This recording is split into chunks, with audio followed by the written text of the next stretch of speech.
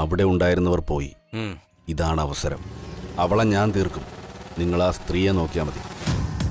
ഒച്ച കേട്ട് വരുന്നവരെയും നിങ്ങൾ കൈകാര്യം ചെയ്യണം. ഒരുത്തനും അടുക്കരുത്. അത് ഞങ്ങൾ ഏറ്റു. മോളെ, ഇനി ആ പൂജാദ്രവ്യങ്ങൾ എടുത്തോളൂ. നമുക്ക് അധിക സമയമില്ല. കൂടുതൽ സമയമെടുത്ത് രക്ഷപ്പെടുന്ന കാര്യം പ്രയാസം. ആള് കൂടും. അല്ല, അവരൊക്കെ എവിടെ? കാവേരി ചേച്ചി പൂജ ചെയ്യുവോ? നമ്മളെ തടയാൻ ഇവിടെ ആരും വരില്ല. ശരിയാ മോളെ, ഞാൻ പറഞ്ഞു ഒന്നും ഇവിടുന്ന് പോയാ നീ മറക്കരുത്. അവനെ കൊണ്ട് എനിക്ക് എന്തെങ്കിലും സഹായം ചെയ്തു തരണം. ഞാൻ പറയാൻ വല്ലമ്മേ. നരേന്ദ്രൻ ഇനി നിന്നെ ഒരു ചുക്കും ചെയ്യില്ല. അവനിപ്പോ പുരപ്പുറത്ത് ഉണക്കാനിട്ടിരിക്കുന്ന കോലം പോലെയാ. എടുത്ത് മൂലയ്ക്ക് വെച്ചാ അവിടെ ഇരിക്കും. ഭഗവാനെ,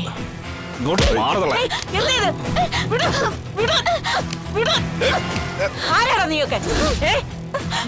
മര്യാദക്ക് തിരിച്ചു പോകും. നിന്നെയൊക്കെ അയച്ചത് ആരാണെന്ന് എനിക്കറിയാം. അവരെ പിടിച്ച് മാറ്റടാ. എനിക്ക് വേണ്ടത് ഇവളെയാ. കത്തികേറി ചാവണ്ടേ മാറിപ്പോ പെണ്ണുമ്പിള്ളേ. ഇല്ലടാ പട്ടികളെ, നീയൊക്കെ എന്റെ മോളെ ഒന്നും ചെയ്യില്ല. മുന്നിന്ന് മാറിപ്പോകാൻ. പിടിച്ചു മാറ്റടാ. ഞാനേ നിന്നെയൊക്കെ അയച്ച നരേന്ദ്രന്റെ അപ്പച്ചിയാ. നിന്നെ ഒന്നും അവൻ വെറുതെ വിടില്ലടാ. ഏത് നരേന്ദ്രൻ?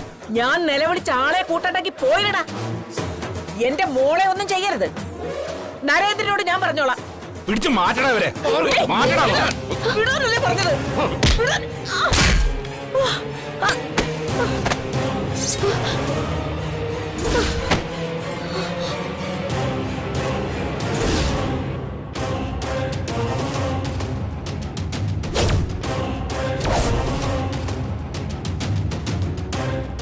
വാടാ, നിന്റെ തലയിൽ ഞാൻ തുടയ്ക്കും.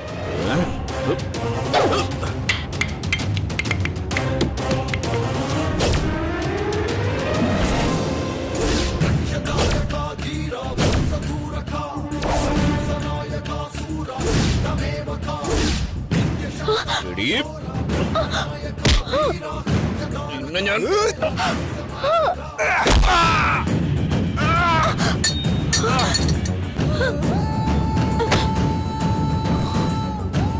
ലച്ചു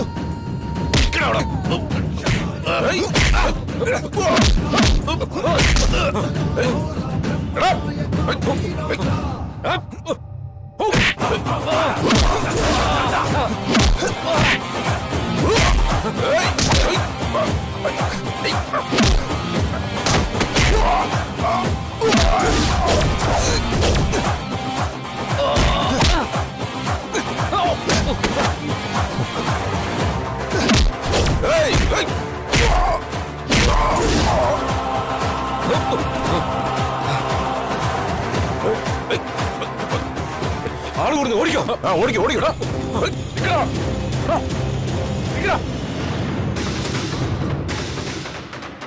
ലച്ചു ലച്ചു ലച്ചു ലച്ചു ഏയ് ലച്ചു.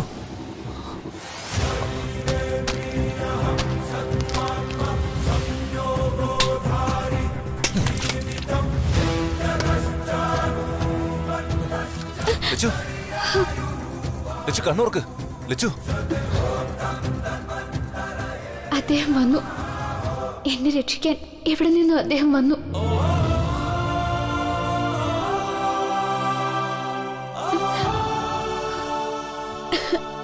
എന്തെങ്കിലും പറ്റിയോ നിനക്ക്?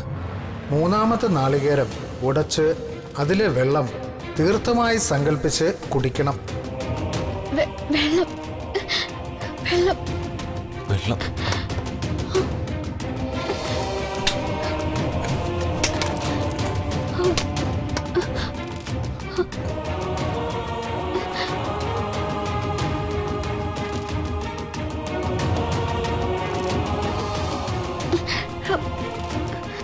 മതി, ബാക്കി നിങ്ങൾ കുടിച്ചോട്ടെ.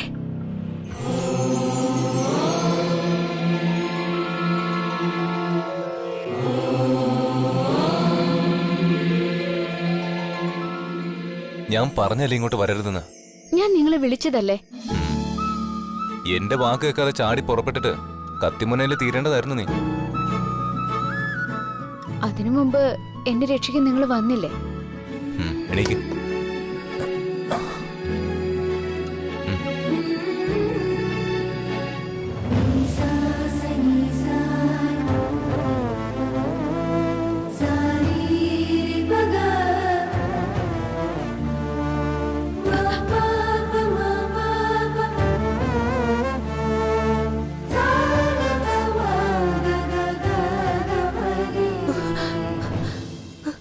സഞ്ജു, നീ എങ്ങനെ ഇവിടെ വന്നു? എല്ലാം സാവകാശം അപ്പച്ചോട് പറയാം. അവിടെ ഇവളുടെ വല്യമ്മ വീണ് കിടപ്പുണ്ട്. അവർക്ക് എന്താ പറ്റിയെന്ന് ചെന്ന് നോക്ക്. അയ്യോ വല്യമ്മ.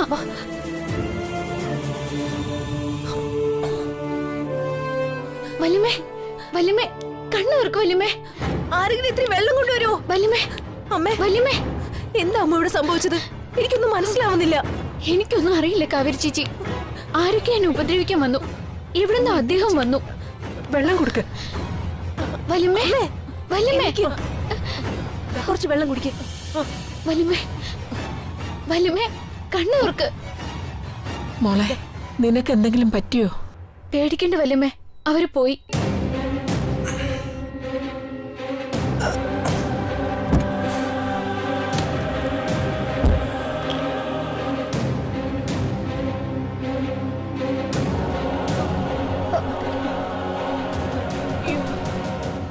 ആ സ്ത്രീയുടെ മുന്നിലേക്ക് ചെല്ലാതിരിക്കുന്നതാ നല്ലത്.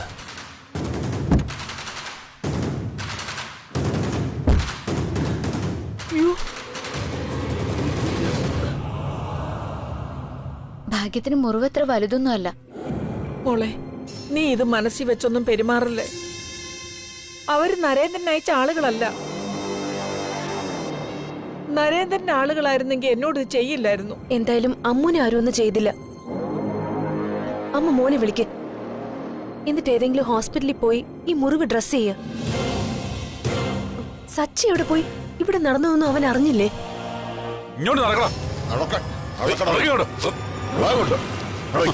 ഇവനാ എന്നെ പിടിച്ച് തള്ളിയത്. ആരാണ് നിങ്ങളെ അയച്ചത്? അത് പറയാൻ നിന്നെ ഇവിടുന്ന് വിടില്ല. സത്യം പറഞ്ഞാ നിന്നെ ഇവിടുന്ന് വിടാം. എനിക്ക് വേണ്ടതേ നിന്നെ അയച്ചവനെയാ. പറയണം, കിട്ടിയതൊന്നും പോയി പറയണം. നിങ്ങൾ ആരാന്നൊന്നും എനിക്കറിയില്ല. ഞങ്ങളെ അയച്ചത് നരേന്ദ്രനാ. കേട്ടില്ലേ ആനന്ദവല്യമ്മേ? സത്യാണോടാ നീ പറഞ്ഞത്? അതെനിക്കും അറിയാം, നിങ്ങൾക്കും അറിയാം. നരേന്ദ്രനാ ഈ കൊച്ചിനെ കൊന്നുകളാൻ ഞങ്ങളോട് പറഞ്ഞത്. എടാ മഹാഭാവി, നീ എന്നോട് ഈ കൊലച്ചത് ചെയ്യണ്ടായിരുന്നു. എനിക്കിപ്പൊ തന്നെ അവരെ കാണണം. എന്തിനാനന്ദവല്യമ്മ ഇങ്ങനൊരു നാടകം? ഞങ്ങളൊക്കെ ഇത് എത്ര കണ്ടതാ. മനസ്സാ വാച്ച ഞാനിതൊന്നും അറിഞ്ഞിട്ടില്ല. ഇവർ ഇന്നലെ എന്റെ വീട്ടിൽ വന്നതാ. ക്ഷേത്രത്തിൽ കൊണ്ടുവന്ന് ഞാൻ എന്റെ കുട്ടിയെ കൊലയ്ക്ക് കൊടുക്കുവോ? അപവാദം മാത്രം പറയല്ലേ. മോളെ, പെരുവണ്ണാപുരത്ത് അമ്മയുടെ മുമ്പേ ഇന്ന് ഞാൻ സത്യം ചെയ്യ. എനിക്കൊന്നും അറിയില്ല. സത്യം, സത്യം. വല്യമ്മ ഒരിക്കലും എന്നോട് ഇത് ചെയ്യില്ല എന്ന് എനിക്കറിയാം. ആരും അങ്ങനെ പറയരുത്. എനിക്ക് ഒരു പരാതിയുമില്ല. ഇയാളെ നിങ്ങൾ വിട്ടേക്ക്. അത് പറ്റില്ല ലച്ചു. നരേന്ദ്രൻ ഇവിടെ വരണം. ക്ഷേത്രത്തിൽ ചോര വീഴ്ത്താൻ ശ്രമിച്ച ആരെയും ഞങ്ങൾ വിടില്ല. അതുവരെ ഇവന്റെ കാര്യം ഞങ്ങൾ നോക്കിക്കൊള്ളാം. മോളെ, നിന്നോട് ഒരുപാട് ദ്രോഹമൊക്കെ ഞാൻ ചെയ്തിട്ടുണ്ട്. പക്ഷെ കൊല്ലാൻ പറയാൻ എനിക്ക് കഴിയില്ല. ഒരിക്കലും ഞാൻ അങ്ങനെ കരുതില്ല. എനിക്ക് നരേന്ദ്രനെ കാണാതെ സമാധാനം ഇല്ല. നിങ്ങൾ തച്ചിലെടുത്ത് വന്നിട്ടേ പോകാവൂ. ഞങ്ങൾ വരാം. അമ്മ ആദ്യം മോനെ കൂട്ടി ഹോസ്പിറ്റലിൽ പോവാൻ നോക്ക്. ലച്ചുവിന്റെ വല്യമ്മയ്ക്ക് ഇതിൽ പങ്കൊന്നുമില്ല. പങ്കുണ്ടായിരുന്നെങ്കിൽ അവര് കൂടെ വരില്ലായിരുന്നു. ഇത് അവന്റെ മാത്രം കളിയാ, നരേന്ദ്രന്റെ. അല്ല, സഞ്ജു എവിടെ? സഞ്ജുനെ പിന്നെ കണ്ടില്ല.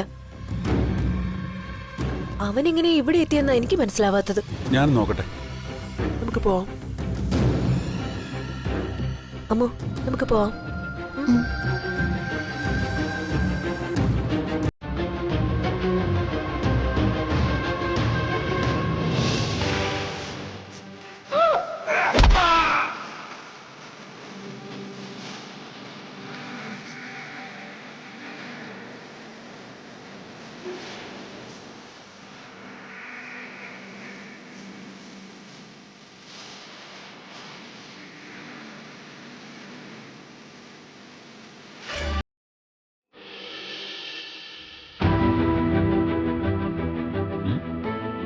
അവനിതെങ്ങോട്ട് പോയി? മിന്നല് പോലെ വന്ന് ആളെ അടിച്ചിട്ട് പാഞ്ഞു പോയോ? അവന്റെ കാറല്ലേ ഇത്? സഞ്ജു, തുറക്ക്. എടാ, കിലോമീറ്ററുകൾ താണ്ടി നീ എങ്ങനെ ഇവിടെ വന്നു? എന്താ, നിനക്ക് വിശ്വാസം വരുന്നില്ലേ? എങ്ങനെ വിശ്വസിക്കാനാ? എറണാകുളത്ത് സുസ്മിത ഗ്രൂപ്പുമായി മീറ്റിംഗിന് പോയവൻ ദേ ഇവിടെ വന്നിരിക്കുന്നു. എടാ, ഇവിടെ വെച്ചൊരു അറ്റാക്ക് ഉണ്ടാവും അറിഞ്ഞ് പാഞ്ഞു വന്നതാ ഞാൻ. നീ ഇതെങ്ങനെ അറിഞ്ഞെന്ന് എനിക്ക് മനസ്സിലാവാത്തെ. അല്ല, നീ എറണാകുളത്തേക്കല്ലേ പോയത്? എടാ, ഞാൻ എറണാകുളത്ത് തന്നെ ആയിരുന്നു. രാത്രി 9 മണിക്ക് തുടർച്ചയായിട്ട് കുറെ മിസ്ഡ് കോള്. ഫോൺ സൈലന്റ് മോഡിലായിരുന്നുകൊണ്ട് ഞാൻ അറിഞ്ഞില്ല. 10-ന് പിന്നെയും വിളി വന്നു. കുടുംബത്തിൽ നിന്ന് കുറച്ചു പേര് പെരുവണ്ണാപുരത്തേക്ക് പോയിട്ടില്ലേ എന്നൊരു ചോദ്യം. അതിൽ എനിക്ക് എന്തോ ഒരു അപകടം മണത്തു. പിന്നെ അയാൾ പറയുന്നത് ക്ഷേത്രത്തിനുള്ളിൽ വെച്ച് അതിലൊരാളെ കൊലപ്പെടുത്താൻ പദ്ധതിയുണ്ടെന്ന്. നിന്നെ വിളിച്ചിട്ട് ഫോണിൽ കിട്ടുന്നുമില്ല. വിളിച്ചത് ആരാണെന്ന് പറഞ്ഞില്ലേ? ഞാൻ ചോദിച്ചു. എനിക്ക് വേറൊന്നും പറയാനില്ലാന്നും പറഞ്ഞ് അയാൾ ഫോൺ വെച്ചു. ഞാൻ തിരിച്ചു വിളിച്ചപ്പോ അതൊരു ടെലിഫോൺ ബൂത്താണെന്ന് മനസ്സിലായി. ഫോൺ ചെയ്ത ആളെ പറ്റി അവർക്കൊന്നും അറിയില്ല എന്ന് പറഞ്ഞു. പിന്നെ അമ്മുവിന്റെ വിഷയങ്ങളൊക്കെ സ്വാതി പറഞ്ഞ് എനിക്കറിയാം. അവളുടെ മുറച്ചെറുക്കൻ എന്തെങ്കിലും കെണി ഒരുക്കി വയ്ക്കുമെന്ന് നമുക്കറിയില്ലേ. ഞാൻ പിന്നെ ഒന്നും ആലോചിച്ചില്ല, ഇങ്ങോട്ടേക്ക് പുറപ്പെട്ടു. അപ്പോ മീറ്റിംഗ്? ആ, വീട്ടിലൊരു എമർജൻസി ആണെന്ന് പറഞ്ഞ് മീറ്റിംഗ് പോസ്റ്റ്പോൺ ചെയ്തു. ആ, എന്തായാലും നീ വന്നത് നന്നായി. കൂട്ടത്തിലൊരു ഗുണ്ടയെ കിട്ടിയിട്ടുണ്ട്. നരേന്ദ്രനെ അയച്ചെന്നാ അവൻ പറയുന്നു. നരേന്ദ്രനെ വരുത്താനുള്ള ശ്രമത്തില്ല നാട്ടുകാര്. പിന്നെ നരേന്ദ്രൻ വന്ന നീ സംസാരിച്ചാ മതി. ഞാൻ വണ്ടിയിലിരിക്കാം. ആരാണ് ഗുണ്ടകളെ കൈകാര്യം ചെയ്തതെന്ന് അവൻ അറിയണ്ട. ശരി. ഒരാൾക്ക് ഗുരുതരമായ പരുക്കുണ്ട്. ആ എടാ, പിന്നെ ഞാനിവിടെ വന്ന കാര്യം നീ സ്വാതിയോടും അമ്മയോടും പറയരുത്. അവര് പാനിക്കാവും.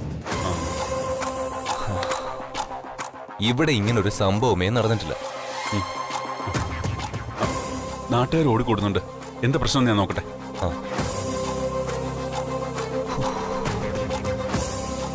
അവനത് വിശ്വസിച്ച മട്ടുണ്ട്.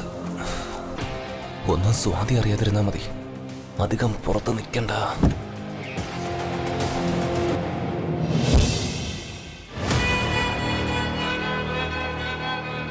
എന്താ പ്രശ്നം? ഇവൻ ക്ഷേത്രത്തിൽ വെച്ച് ആനന്ദവല്ലിയമ്മയും ലച്ചുവിനെയും ആക്രമിച്ചു. വേറെ 3 പേർ കൂടി ഉണ്ടായിരുന്നു. അവർ രക്ഷപ്പെട്ടു. ഇവൻ പറയുന്നത് നരേന്ദ്രൻ തമ്പിയാ ഇവരെ അയച്ചതെന്ന്. നീ ഏത് നാട്ടുകാരനാടാ? എനിക്കെങ്ങനെ നാടും വീടൊന്നുമില്ല. പണി കിട്ടിയാ ഞാൻ ചെയ്യും. ആരാടാ എനിക്ക് കൊട്ടേഷൻ തന്നത്? നരേന്ദ്രനാ. നരേന്ദ്രൻ തമ്പിയാണോ? ആ, അയാൾ തന്നെ. നരേന്ദ്രൻ തന്ന കൊട്ടേഷൻ എന്താ? നരേന്ദ്രൻ സാർ പറഞ്ഞത് ആ പെണ്ണിനെ തീർത്തിട്ട് വരാനാ. നരേന്ദ്രനെ നീ എത്ര വട്ടം കണ്ടിട്ടുണ്ട്? കൊറേ തവണ. ഈ പണി നരേന്ദ്രൻ നിന്നെ നേരിട്ട് വിളിച്ചു തന്നതാണോ? ആ, കോപ്പേ, നീ പറഞ്ഞ നരേന്ദ്രനാ ഞാൻ. എപ്പോഴാ ഞാൻ നിനക്ക് കൊട്ടേഷൻ തന്നത്?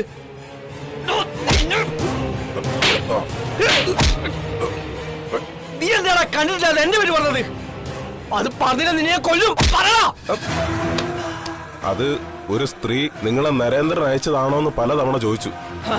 കേട്ടല്ലോ, അപ്പച്ചി അത് പറഞ്ഞത്. എനിക്ക് ലച്ചുനോട് പകയിടെന്ന് കരുതി ഞാനാ യുവമാരെ അയച്ചെന്ന് കരുതിയാ അവരത് ചോദിച്ചത്. ഇവൻ ആദ്യം ആക്രമിച്ചത് അപ്പച്ചിയാ. ഇവൻ അവരുടെ നെറ്റിയാ പൊട്ടിച്ചത്. പിന്നെ നിന്നെ ആരാടാ അയച്ചത്? പറടാ. എനിക്കൊന്നും അറിയില്ല. എന്നെ എന്റെ കൂട്ടുകാരെ വിളിച്ചിട്ട് വന്നതാ. വേറൊരുത്ത ഇവിടെ വന്നിരുന്നു. ഞാനവനെ കാണുന്ന ആദ്യ. സത്യമാണ് ഞാൻ പറയുന്നത്. രക്ഷപ്പെടാനാ നരേന്ദ്രൻ എന്ന് പറഞ്ഞത്. ഇവനെ കൊണ്ട് ഞാനെല്ലാം പറയിപ്പിക്കാം. ഇവനെ വണ്ടി കയറ്റി നിങ്ങളും കറിക്കോ.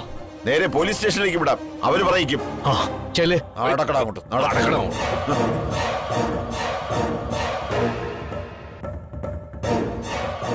വിശ്വസിച്ചാലില്ലെങ്കിലും പറയാ, ഞാൻ ഇതിൽ നിരപരാധിയാ. അപ്പച്ചി പറഞ്ഞ കേട്ടാ അവൻ എന്റെ പേര് പറഞ്ഞത്. ലച്ചുവിനെ ഞാനൊന്നും ചെയ്യില്ലെന്ന് അവക്ക് ഇന്നലെ വാക്ക് കൊടുത്തതാ. അവനെ പോലീസിലൊന്നും ഏൽപ്പിക്കണ്ട. ഞങ്ങൾക്ക് അതിന്റെ പിന്നാലെ വരാനൊന്നും നേരമില്ല. നിങ്ങൾ എന്താ ചെയ്യുന്നതെന്ന് വെച്ചാ ചെയ്തോ. ഞങ്ങളെ വിട്ടേക്ക്. ഞാൻ ചെയ്തോളാം.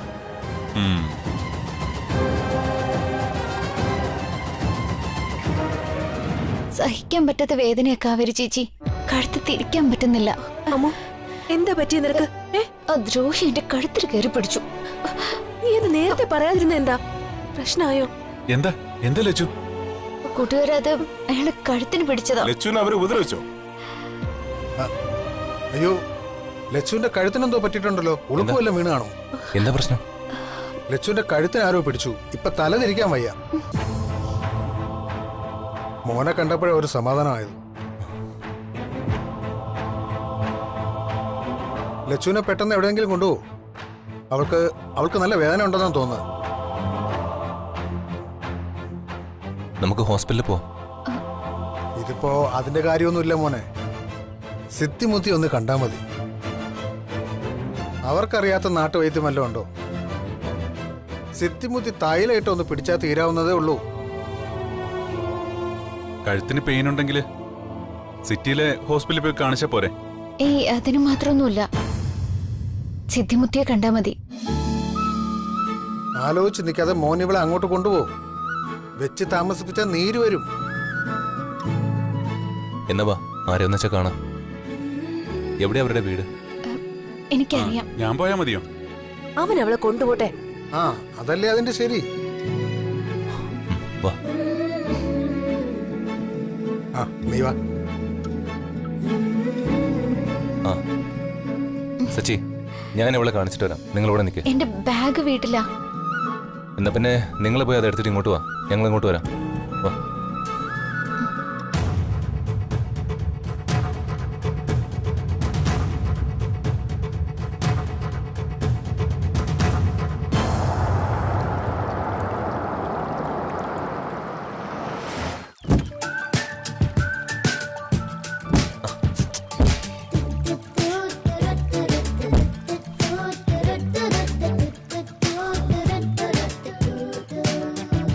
ഇനി അങ്ങോട്ട് വണ്ടി പോകില്ലല്ലേ? വണ്ടി പോവില്ല. ഈ വരമ്പിലൂടെ നടന്നു വേണം പോവാൻ. നടന്നു പോവാനോ?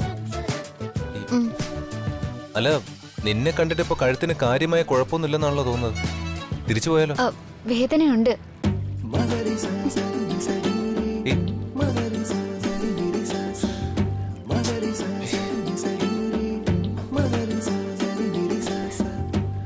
അല്ല, ഇങ്ങോട്ട് വരാൻ എങ്ങനെയാ മനസ്സുണ്ടായത്?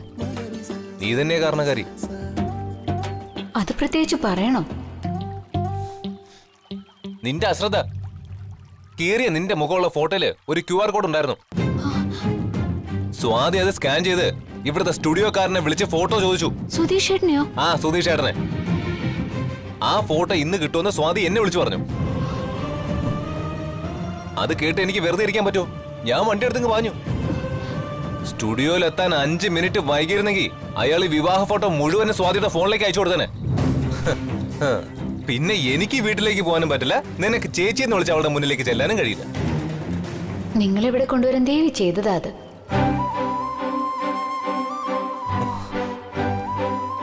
ഓരോന്ന് വരുത്തി വെച്ചിട്ട് നിന്ന് ചിരിക്കുന്നോ? അതെ അതെ, ഒന്ന് നിക്ക്. വന്നതുകൊണ്ടല്ലേ ഞാനിപ്പോ ഇങ്ങനെ നിക്കുന്നേ. ഞാൻ നിങ്ങൾക്ക് വേണ്ടി നടത്തിയ പൂജ എന്താണെന്നറിയാമോ? ശത്രു സംഹാര പൂജ. അത് നിങ്ങൾ തന്നെ അവിടെ ചെയ്തു. ശത്രുവിനെ ഉദ്ദേശിച്ച ആദ്യത്തെ നാളികേരം ഉടക്കേണ്ടത്. അങ്ങനെ ചെയ്തില്ലേ? എന്തിനും കുറെ അന്ധവിശ്വാസങ്ങളെ കൂട്ടുപിടിച്ചോളൂ.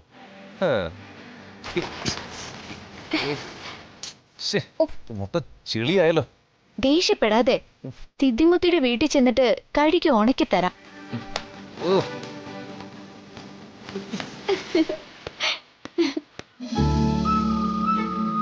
മോളെ ലച്ചു, രണ്ടുപേരും കൂടി എപ്പോ വന്നു? ഇന്നലെ വന്നു ഭാസ്കരേട്ടാ. ലച്ചുവിനെയും ഭർത്താവിനെയും കാണാൻ കഴിഞ്ഞല്ലോ, അത് തന്നെ ഒരു ഭാഗ്യം. സുഖമല്ലേ മോനെ? സുഖ. ഈ വഴി എവിടേക്കാ? സിദ്ധിമുത്തി ഒന്ന് കാണാനാ. എന്നാ ചെല്ല്. ലച്ചുവിനെ മറക്കാൻ കഴിയില്ലല്ലോ. പോട്ടെ മോനെ. എന്നാ ശരി. ശരി. ഒന്ന് നിന്നേ. നീ എന്നെ കൂടെ കൊണ്ടു നടന്ന നാട് മുഴുവൻ കാണിക്കാൻ കൊണ്ടുവന്നാണോ? ഞാൻ കൂട്ടിന് വിളിച്ചോ? കൂടെ വന്നതല്ലേ. നാട്ടുകാർ കാണുന്നറിയില്ലേ? നാട്ടുകാര് എന്തിനാ ഇങ്ങനെ ദേഷ്യപ്പെടുന്നത്?